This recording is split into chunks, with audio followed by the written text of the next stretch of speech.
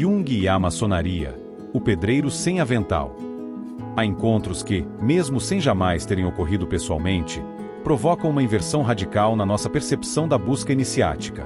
É o caso da relação entre Carl Gustav Jung, o fundador da psicologia analítica, e a maçonaria, uma das mais antigas tradições de transformação do ser.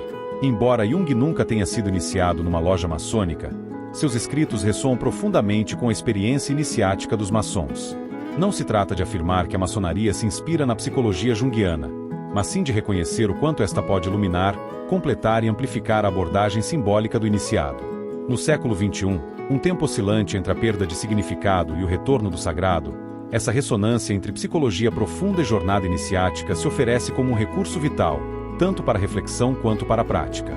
E se Jung fosse, no fundo, um pedreiro sem avental, e se seus pensamentos fossem um espelho da nossa busca interior, Jung define o processo de individuação como a trajetória pela qual o indivíduo se torna plenamente ele mesmo, unificado, consciente de seus opostos internos, a caminho do self, o centro organizador da psique. O maçom, da pedra bruta à pedra cúbica, percorre um caminho semelhante, aprender a conhecer-se e transformar-se.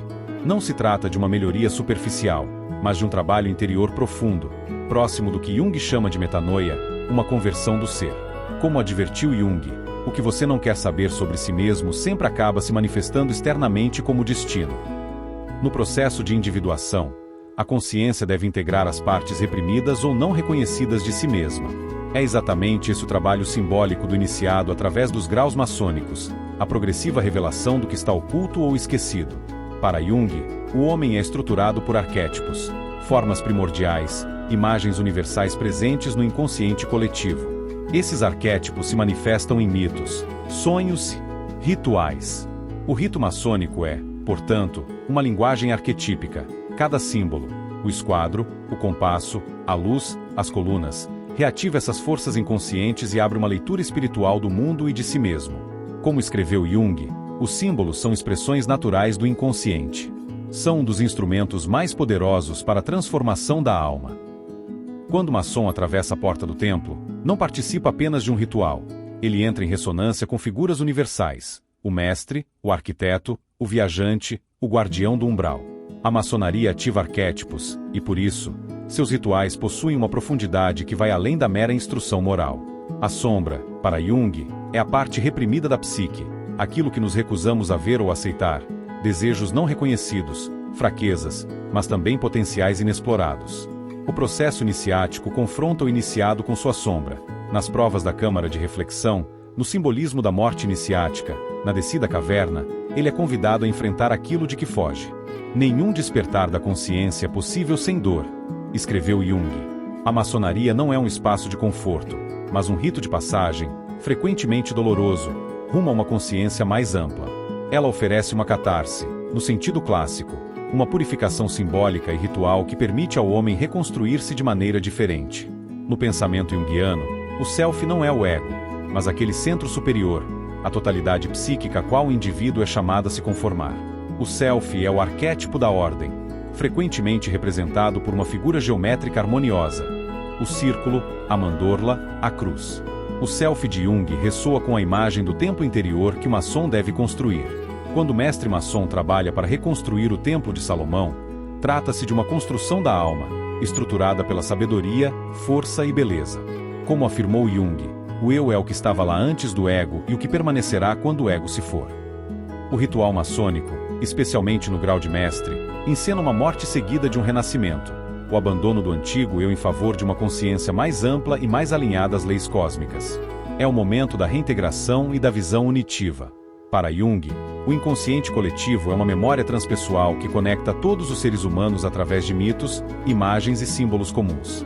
Ele é a matriz da qual as tradições espirituais bebem.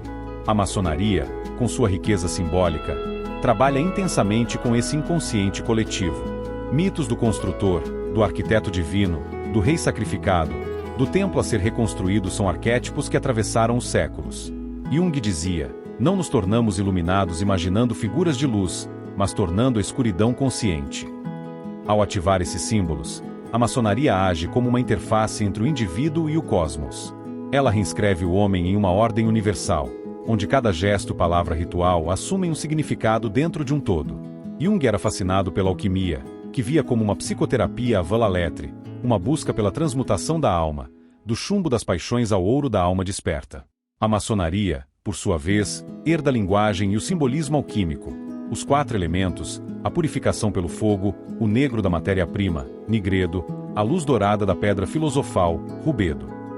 Nos altos graus, o iniciado confronta-se com imagens alquímicas, morte iniciática, ressurreição, luz interior. Como disse Jung, a alquimia não lida com substâncias, mas com símbolos.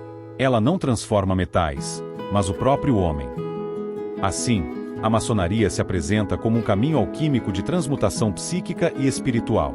Não se trata de formar homens melhores, mas seres mais unidos, conscientes e presentes. O impacto de Carl Gustav Jung na espiritualidade maçônica não pode ser medido por citações rituais, nem por qualquer filiação formal. Ele se expressa nas pontes que constroem entre a tradição iniciática e a psicologia moderna, entre a experiência simbólica e o caminho interior. Jung nos convida a ver nos graus maçônicos um espelho do trabalho da alma. Ele nos ajuda a compreender por que a luz surge após a escuridão, porque a sombra deve ser integrada antes de ser transmutada, porque o templo a ser reconstruído é, no fundo, o nosso próprio ser. Em contrapartida, a maçonaria oferece ao pensamento junguiano um campo vivo para sua expressão, um laboratório de transformação, um caminho de realização. Como afirmou Jung, o privilégio de uma vida é se tornar quem você é. E não é exatamente esse o juramento silencioso que fazemos a cada abertura dos trabalhos.